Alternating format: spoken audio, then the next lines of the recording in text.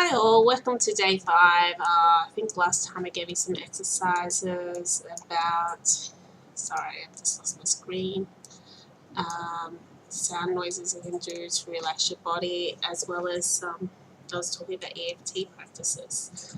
EFT, emotional freedom technique, was so important to me growing up. As I said, I had the fear of losing my mum, and plus I had other fears, dying, actually had PTS, so I was currently always living in fear. And with that fear, I had a negative thought train, which was filled with shame, guilt, worry, wondering if I was going to survive tomorrow, all this stuff. It all festered and was not a good place to be. If anything, I was a nervous wreck, and I'm still on medicine today to help me with these symptoms, but my mind's a lot healthier because of EFT and some of the other techniques I have done. The best thing I learned with EFT is tapping. So whenever I feel a bit uncomfortable, and that instead of going in panic mode or having panic attacks, you can even use this if you do suffer from panic attacks. Is just tap these points to relax. The easiest one to do is probably here, because you can just sort of go like this and no one's going to question what you're doing in public. You also got some points here, just under the bridge of your eyes, your chest, your arms, even your fingers. Okay, so the biggest step I took with EFT is creating a safe word for me. So if I caught myself making a negative story within my mind, like I can't go out today, I'm going to die, or something along the lines of that, I would say a word timber. I use timber because it reminded me of the trees falling down and it doesn't exist anymore. The tree's no longer there, so I chose the word timber. So I use EFT to create this neurological connection with my mind and this word of just eliminating any bad thoughts I had. So the first time I started doing this is by tapping, I'm going to die, timber. I'm going to die, timber. I'm not going to die, I'm safe, timber. I'm not going to die, I'm safe, timber. I'm not going to die, I'm safe, timber. And then from the tapping, I wrote down all the negative thoughts that I could think of in my day-to-day practice. And after that, I went back through and wrote timber afterwards, and then I reread all those thoughts. I'm going to die, timber. Nobody loves me, timber. I'm a failure, timber, etc., etc. As I said, I'm not an expert here, but this is just how emotional freedom technique has helped me get over some of the fears that I've developed being an empath and being so sensitive to the world that it was too hard for me to coexist. And I think if you are one of those people who are not only sensitive to emotions but sensitive to the energy out there and everything that's going on around you and everything affects you, EFT is something to look at. Even there's a lot of books that you can get on EFT if you don't want to pay someone to teach you. But I can tell you it's really freed me from a lot of things. I call them stories because we create our stories in our life by what we think. And even though we are affected by outside influences, it's these stories that we have inside of ourselves that shape our lives. And the more we eliminate the negative parts of our psyche, the more positive room, at least for more positive energy and more positive thoughts. Even with the timber thing I created by EFT, if I just said, I'm going to die, timber, and then immediately change that with something safe, I'm going to live a vibrant, special life. You are still training your psyche to a more positive way of looking at things. It's kind of like reframing yourself. It's the same experience, but putting yourself behind a different camera to look at the experience quite differently. So that's something that really helped me, and it's something that there is so many resources out there that you could probably get your hands on something as soon as I finish this talk with you. Okay, so my thought pattern today, like I'm just recovering from the flu, and in a way, I usually get depressed by having the flu, but this time all I could think about was new life and new experiences. I was getting excited for this year, and I think being sick, um, my my drawing pen dying on me, and just a few other things coming to an end is not really making me fearful, worried, and all that kind of stuff, because I have confidence in myself and I trust in myself. Usually, if my tools would die, or if I was sick, I would be worried about wasting time or worried about where's the money going to come from to replace this. At this time, I just trusted, and a beautiful vision came to me, but I think it's because I appreciate when you lose things or when you don't have things like your health or my drawing pen with my ability to create more colour than a normal pencil. You appreciate them more and you appreciate their value more. And I guess last year I didn't value my health. I just knew it was there, and I didn't value what tools I had accumulated to, sorry, I guess sneeze again, to start my business. I never appreciated myself. I never appreciated how far I came, and never appreciated how my health helped me get, like, I was good with my health, I was good with my business. I was just too busy about the end game. I didn't see the growth until I stopped. And I knew I needed that stop. Part of my brain was telling me that I was just being lazy, I should push myself. But I couldn't even think properly. My brain was like mush. So it's like, okay, I have to accept this. I'm just going for this ride. And I had this beautiful analogy that came to me this morning about like the seeds being released into the wild. You know, we're different. We're mammals. We're loved by our parents. We're nurtured by our parents before we're set free into the wild. But seeds, Mother Nature is their mother. And when the seeds are released, they need to trust the elements of the world, wind, water, sometimes fire, you know, just to take them where they need to be. And, you know, there's no thought in that. They just trust and go where they need to be and trust that their life will be taken to where they need to be for them to grow and to bloom into the flower they need to be. And I was thinking that with my life experience. Sometimes you can only have so much control of certain situations, but sometimes you just need to be like that seed and float a little bit in the wild and just trust that life will take you to the next place and plant you into the ground and allow you to grow into the beautiful flower that you need to be. And just be confident about that. But a lot of us worry about the destination and worry about how we're going to get there, that sometimes we forget about how life can take us where we need to be. We just need to be confident about that. And the thing is, when we're confident about that, we have more energy for the growth when we are planted in the soil that we need to be and the place that we need to be.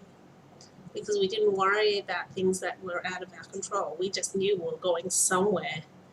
And wherever that somewhere was, we're just going to make the best of it. And that's what a plant does. And, you know, sometimes plants can survive and grow in the harshest of places. There's so many times I've seen like this little plant just come out of the cracks in the ground and cement. It was It was under pressure, but still, it found a way to survive. Sometimes our seeds will take us there, and sometimes we will be put under pressure. It doesn't mean we can't survive. But other times, our seeds will be transported to a beautiful rainforest, and we have found our home. But, either which way, life will take you where you need it to be, and you just have to be confident and use that energy for when you get planted to grow into the best flower, bloom into what you need to be. And I guess it's that trust in yourself and the trust in the universe. And as a human being, we make too many decisions anyway, and some of those decisions never come into fruition because sometimes the world requires other things from us.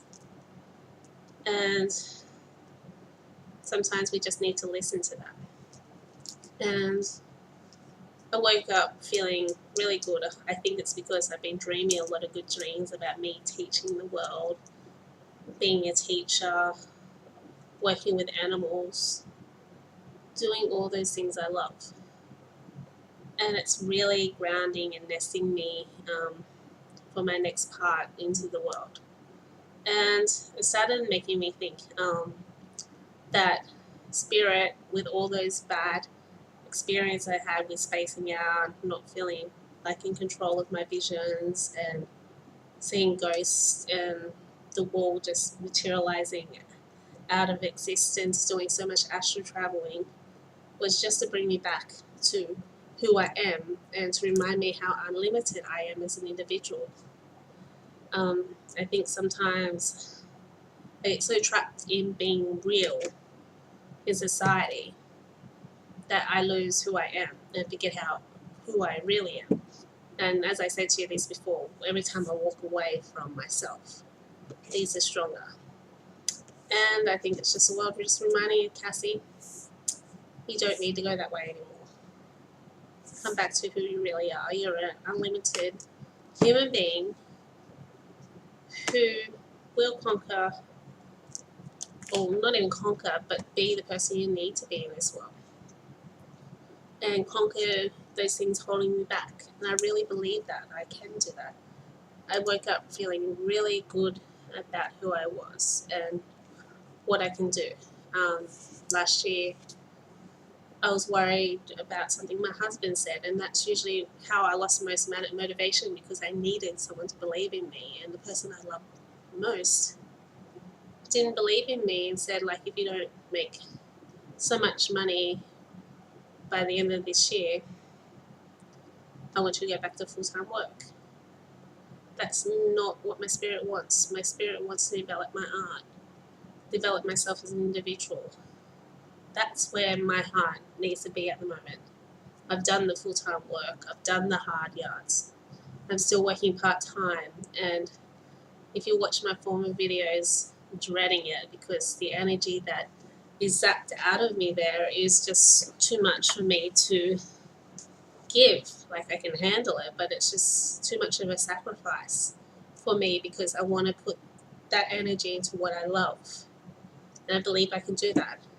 And it was funny this morning when I made that decision of, I'm not going back to full-time work. I'm going to commit to my art and do my art and make money from it. Today I got $340 that was expected from selling my art journals as well as taking on a big project. I never asked for this money. I just said, this is what I do. This is who I am. If you want to be a part of this, join me or buy my art or buy my services. And the people who buy from me know I'm fully invested in everything I do. So a part of everything that you buy from me is also a part of me because I put so much thought into what I do and so much of my experiences. If I didn't do that, why am I here talking to people about myself? And I'm hoping by this passion, this determination to make a difference will help inspire other people to step out from what fear they have inside themselves. Really look at their life and start doing the things they love too. And it's not easy. As I said, last year was my struggle trying to get the foundations together too, so I can do what I want, as well as working, as well as looking after myself, my health, as well as finding where the hell is the extra money coming from. But it happened. And I didn't have to draw blood or anything to make it happen. It just happened because it's what I wanted and it's what I worked towards. And it's by having and asking for help from others. I think there was a stage where I did almost give up, especially when my husband put pressure on me to go back to full-time work. It really disheartened me, and I just thought, I don't care anymore. But I think that break away from my art of thinking, oh, okay, this is not everything, my art's not everything, I can make money other ways, and really exploring that, even though it frustrated me because I felt like my husband didn't believe in what I could do. But it also made me come back to reality and just say, okay, I can make money. It doesn't need to be this way. There are other ways it can happen. There's other ways I can make that future for myself. This is the more desired way. It also made me want to do my art more. So I was, instead of thinking of, oh, go back to full-time work, that's all. I was thinking about what I could do for my art if I went back to full-time work. Would I take art classes? Would I save up for a year so the year after I could go back to my art and start again? And it just showed me that art was my priority. Even if I had to take another road to get there, I'm always coming back to my art. And what my husband desires and what I desire are two different things. And I understand, if you understand why they say things, at the time I thought maybe he just doesn't believe in what I do, doesn't think I'm good. But I think it was his own worry about money and security and how can we support our family. We don't have kids, but we've got a cat, we've got this apartment, we've got each other, and we need to look after each other's backs. So instead of saying I'm going to do it, I'm just going to show him a little bit at a time that I can do this. And as I said, when I made that decision of I'm doing this, I have made that money and new ideas and that. So I'm more committed and I'm not worrying about strategies or anything to make money. I'm just going this year, just being myself and saying, this is who I am. If you like me, that's awesome. But if you don't, I can understand. I don't know. Last year I just read so many things about business. It just made me tired. A lot of it just sucked the energy out of me because I don't want to trick people into liking me. I want to let people know I'm here. But I want people to like me because I'm authentic. I'm who I am. I don't want to say, oh, look at this. Or, that guilty message is like, is your life not going the way you want it to? My product can save the world. I don't want to be one of those advertisers. I know my product works and I know I can help people. I know because that's what I'm drawn to do and I do it for free anyway, but I can't continue doing it for free. Otherwise, I'm just going to be stuck in a life where I'm not moving forward. I won't be able to support the people I want to support. I won't be able to do the things that I need to do. And I'll probably always have these little conflicts with my husband because his own fear of being insecure. But I think these are problems everyone has. I'm down to earth. I'm not expecting miracles. But I'm expecting something from everything I do. And I think that's what most people do. And I want to make a living from my art. And I know I can because I'm drawn to be an artist. I don't think God's that mean and saying, look, Cassie, you're an artist. You know, you're going to be poor for your life. I don't think that's his intentions. I don't think that's the universe's intentions for me. I'm here to open eyes, but I don't think he's just going to say, oh, Cass, find a way of doing it without me. I think it's got it's more like a contract. I really feel they're here to support me. Actually saying to a friend today that my dreams are no longer a desire for me. It feels like it's more an understanding now of what I need to do and what I have to do. And once you reach that stage, it's no longer desire, it's just an understanding. The energy changes and there's more directions. It feels like you need to be more like that cog in the machine to make it running.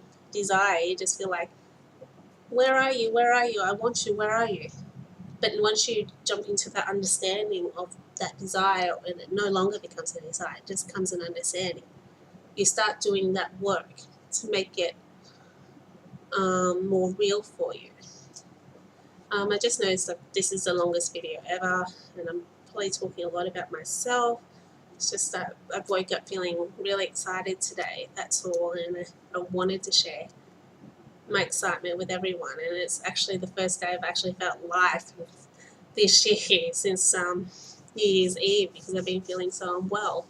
But I think that's all. I'll let everyone go and take care. Thank you for listening.